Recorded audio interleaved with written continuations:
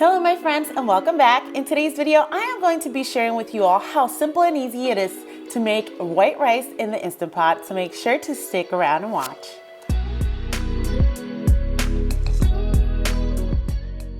We are going to be using the Instant Pot. We're going to be using some long grain rice. A good rule of thumb to keep in mind is that whenever you make rice in the Instant Pot, you want to keep a 1-to-1 rice to water ratio. We're also going to be using some oil. I'm using vegetable oil, but you are free to use whichever oil you'd like, and some salt.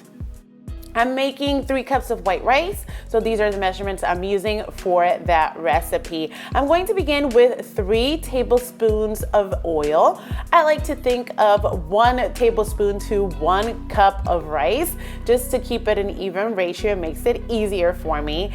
Then I'm going to be adding my 3 cups of rice. I have already washed it and rinsed it and it's ready to go. So I'm adding that inside the Instant Pot.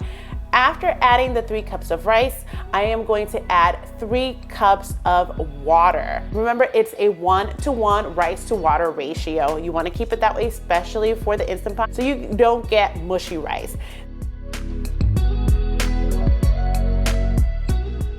I'm adding 1.5 teaspoons of salt. You can adjust this to your taste. Some people like to add much more salt than that. For my family, I just keep it to about 1/2 teaspoon to 1 cup of rice.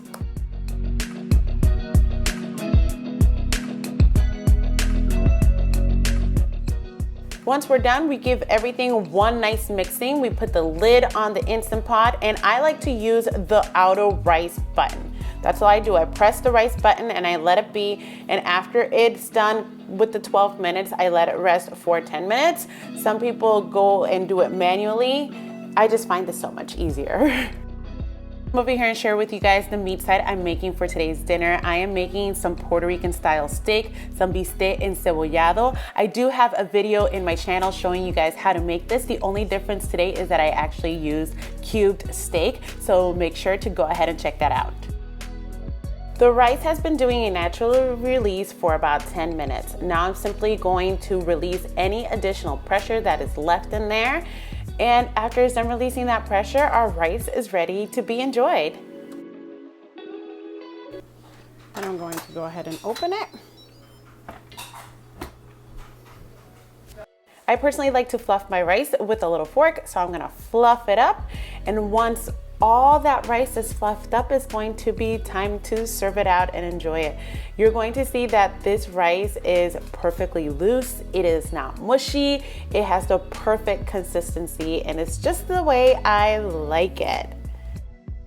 It's just that simple, my friends. Now is your turn to go ahead and give it a try. Thank you so much for watching, and please remember, if you have not yet done so, to like and subscribe. I will see you next time. Bye.